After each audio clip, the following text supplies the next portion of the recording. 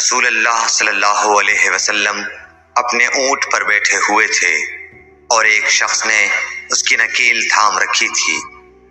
آپ صلی اللہ علیہ وسلم نے پوچھا، آج یہ کون سا دن ہے؟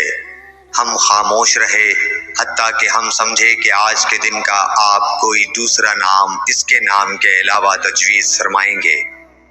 پھر آپ صلی اللہ علیہ وسلم نے فرمایا، کیا آج قربانی کا دن نہیں ہے؟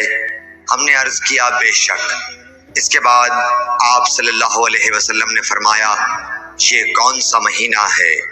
ہم اس پر بھی خاموش رہے اور یہی سمجھے کہ اس مہینے کا بھی آپ اس کے نام کے علاوہ کوئی دوسرا نام تجویز فرمائیں گے۔ پھر آپ صلی اللہ علیہ وسلم نے فرمایا، کیا یہ ذو الحجہ کا مہینہ نہیں ہے؟ ہم نے عرض کیا، بے شک۔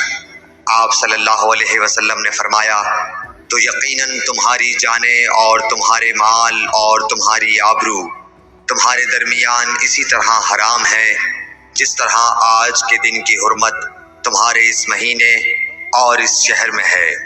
بس جو شخص حاضر ہے اسے چاہیے کہ غائب کو یہ بات پہنچا دے، کیونکہ ایسا ممکن ہے کہ جو شخص یہاں موجود ہے وہ ایسے شخص کو یہ خبر پہنچائے جو اس سے زیادہ یاد رکھنے والا ہو۔ صحیح بخاری حدیث نمبر 67۔